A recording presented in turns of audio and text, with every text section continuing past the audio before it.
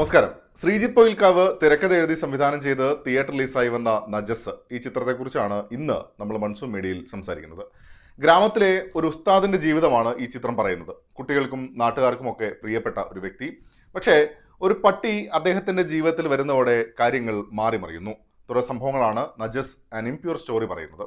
ഒരു മനുഷ്യനും പട്ടിയും തമ്മിലുള്ള ബന്ധം എന്നതിനേക്കാൾ ആ ബന്ധത്തിലൂടെ സമൂഹത്തെയും സാമൂഹ്യ സാഹചര്യങ്ങളെയും മതവും വിശ്വാസങ്ങളും ഒക്കെ പരാമർശിക്കുന്നുണ്ട്. അവിടെയും സ്നേഹമെന്ന വികാരത്തെ തന്നെയാണ് സംവിധായകൻ ചേർത്ത് പിടിക്കുന്നതും. പ്രതിബന്ധങ്ങളും പ്രതിസന്ധികളും ജീവിതയാത്രയിൽ വരുമ്പോഴും അതിൻ്റെ മുന്നിൽ വയ്ക്കാനുള്ള മനുഷ്യബന്ധങ്ങളും സഹജീവി സ്നേഹവും സിനിമ കൃത്യമായി പറഞ്ഞു വെക്കുന്നുണ്ട്. റിയലിസ്റ്റിക് ആയി തന്നെ പറഞ്ഞു പോകുന്ന കഥയിൽ ഉസ്താദിനൊപ്പം ചെമ്പായി എന്ന പട്ടിയും മനസ്സിൽ ചേക്കേറുന്നുണ്ട്.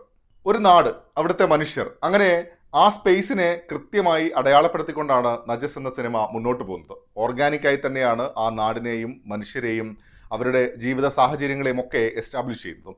ചെമ്പായി എന്ന പട്ടി കൂടെ വരുമ്പോഴേക്കും കാര്യങ്ങൾ കുറച്ചുകൂടി സീരിയസ് ആവുന്നുണ്ട്.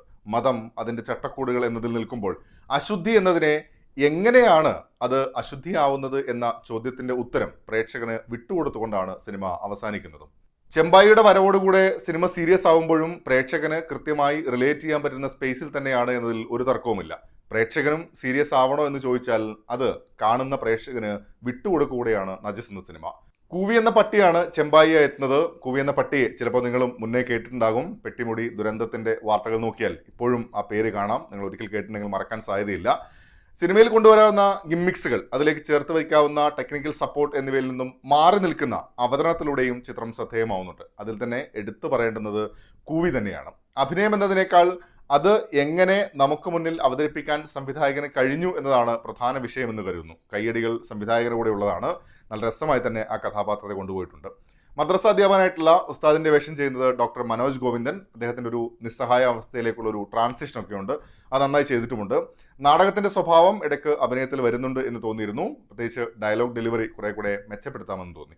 മറ്റു വേഷങ്ങൾ ചെയ്തവരും അവരുടെ റോളുകളോട് നീതി പുലർത്തിയിട്ടുണ്ട്. അതിൽ തന്നെ എടുത്തു പറയേണ്ടുന്ന ഒരു പേര് കുഞ്ഞിക്കണ്ണൻ ചെറുവത്തൂരാണ്, ഇദ്ദേഹത്തിന്റെ സുഹൃത്തായിട്ട് വരുന്നത്. അവരുടെ ആ ഒരു കോമ്പിനേഷൻ സീനുകളൊക്കെ ഹൃദയത്തിൽ തൊടുന്നത് തന്നെയായിരുന്നു. ഒരു നാട്, അവിടെ കുറെ മനുഷ്യർ, അതിലൂടെ പറയുന്ന സാഹചര്യങ്ങൾ, അവസ്ഥകൾ എന്നതിലാണ് നജസ് എന്ന സിനിമയുടെ ആത്മാവ്. ലളിതമായി അല്ലെങ്കിൽ ലാളിത്യത്തോടെ തുടങ്ങുന്ന സിനിമയിൽ നിന്നും അതിൻ്റെ അടുത്ത ഘട്ടത്തിലേക്ക് പോകുമ്പോൾ ചില സംഭവങ്ങളൊക്കെ ഫോഴ്സ്ഡായി വന്നു എന്നൊരു അഭിപ്രായം കൂടെ എനിക്കുണ്ട്.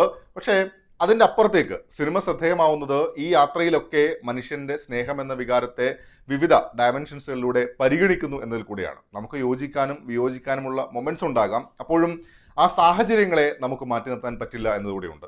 ചേർത്ത് നിർത്തുന്നവരെയും എതിർക്കുന്നവരെയും ഒഴിവാക്കുന്നവരെയും ഒഴിവാക്കേണ്ടി വരുന്ന സാഹചര്യങ്ങളിൽ വിഷമിക്കുന്നവരെയും ഒക്കെ ഈ സിനിമയിൽ നമുക്ക് കാണാൻ പറ്റും. ഈ ലോകം എല്ലാവർക്കും കൂടെ ഉള്ളത് ആണെന്ന് സ്നേഹത്തിന്റെ ഭാഷയിൽ പറയുന്ന ഒരു സിനിമ കൂടെയാണ്. പ്രമേയം കൊണ്ടും അവതരണം കൊണ്ടും നജസ് മനസ്സിൽ തൊടുന്ന ഒരു യാത്രയായി മാറുന്നുമുണ്ട്. കേരളത്തിലെ വളരെ കുറച്ച് തിയേറ്ററുകളിൽ മാത്രമേ സിനിമ റിലീസായിട്ടുള്ളൂ.